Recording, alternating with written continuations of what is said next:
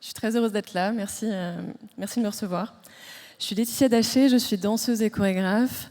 La danse est mon mode d'expression privilégié, donc j'espère que vous m'excuserez d'utiliser mes notes pour vous parler aujourd'hui.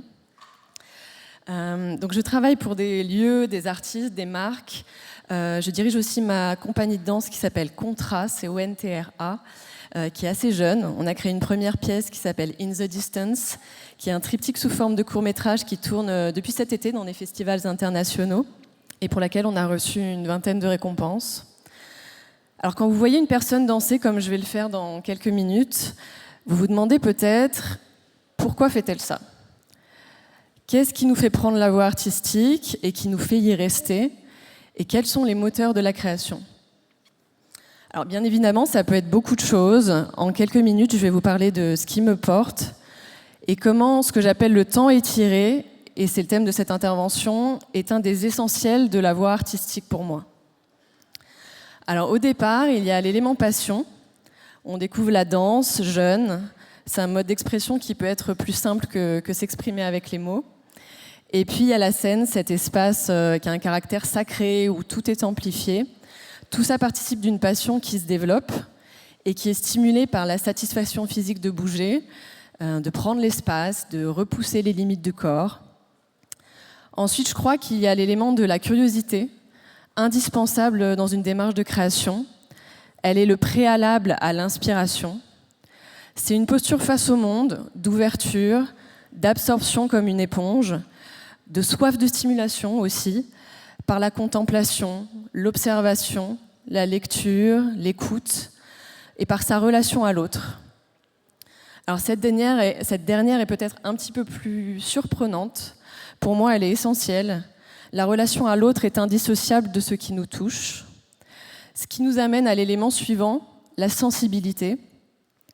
Le travail que j'ai commencé à développer avec la compagnie s'articule autour d'une nécessité de retranscrire ce qui nous touche en tant qu'être humain, les expériences, les émotions, les sensations qu'on traverse au cours de la vie. Enfin, ce qui, dans mon cas, me stimule dans ma démarche de création, c'est l'envie de rendre hommage à une forme de complexité, de subtilité, de sophistication, même si j'aime pas beaucoup ce mot, qui a parfois un sens superficiel, un sens de l'excès, et c'est plutôt l'inverse ici. C'est pas la complexité pour elle-même, pour la difficulté de saisir l'enchevêtrement, mais parce qu'elle caractérise nos vies et nos êtres. L'usage de la physionomie dans l'écriture de Tolstoï est pour moi un exemple marquant et touchant de l'importance de cette subtilité. Je vais vous lire un extrait d'Anna Karénine. Anna, la tête légèrement inclinée, regardait fixement vers lui. Et bien que son visage fût gai et animé, quelque chose de terrible et cruel apparaissait dans son regard.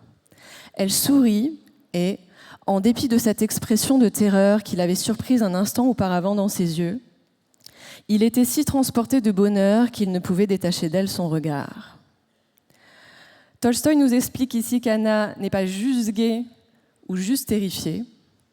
Elle est l'un et l'autre à la fois, peut-être tantôt l'un, tantôt l'autre, ou l'un en surface, l'autre en profondeur, ou peut-être quelque chose d'encore plus complexe que ça. Stefan Zweig s'exprime aussi sur cette complexité, cette subtilité de l'œuvre de Tolstoï. Je le cite. « Pour composer un roman, Tolstoï doit choisir entre 1000 situations et figures. Il doit ensuite construire, d'abord physiquement, chaque figure particulière avec une infinité de menues observations, avant de la modeler suivant la courbe d'une exacte psychologie. Car ce n'est que par l'addition d'innombrables signes corporels que se constitue chez Tolstoï une physionomie.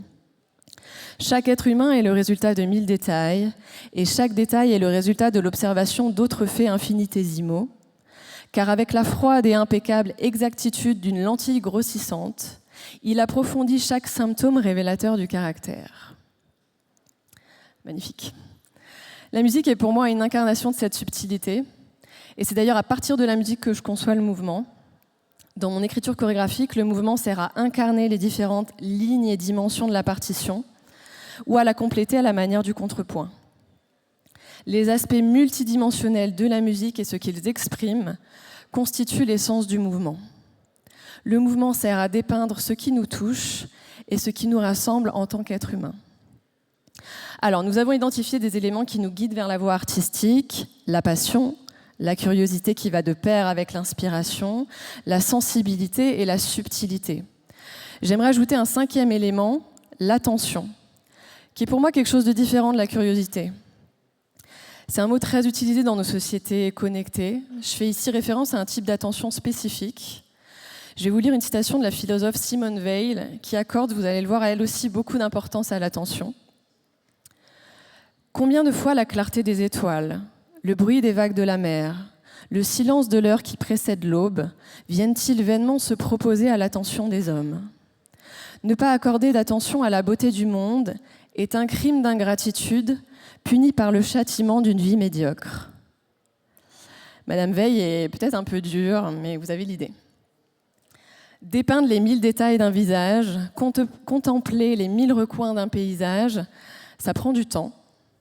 L'usage de la physionomie par Tolstoï n'est-il pas une ode au temps étiré, au temps de l'observation, de la dissection, de la description, de l'imagination, de la sensation ? Cette qualité du temps long est pour moi inhérente à la subtilité dont on a parlé. Il s'agit d'étirer le temps et c'est un choix. Faire le choix d'observer chaque seconde et de choisir celle qui interpelle. L'impressionniste observe toutes les lueurs du jour et choisit quelle lumière il va dépeindre. Être attentif au monde, donc, avoir une vigilance constante, une ouverture au changement dans notre environnement, s'efforcer de percevoir les situations et les individus de manière juste, avec empathie et discernement.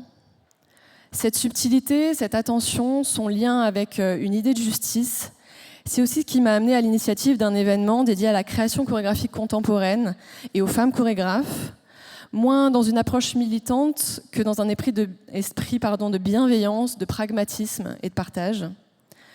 Vous êtes évidemment tous invités au Théâtre du Châtelet l'an prochain. Donc, il s'agit de rester ouvert, attentif à l'autre, à ce qui nous entoure, aux écrivains, aux philosophes, aux chorégraphes, et s'attacher à une idée de justice et de bien. Les grands artistes qui nous précèdent nous montrent la voie. Il est de notre responsabilité de ne pas la laisser s'effacer ou s'affaiblir. Donc les nouvelles voies peuvent se trouver dans les anciennes. Nous sommes des nains sur des épaules de géants, ce qui ne nous empêche pas de développer notre propre hormone de croissance. Pour encore quelques minutes, je vais vous inviter dans le temps long des notes étirées de Koki Nakano. Merci beaucoup, très bonne journée à tous.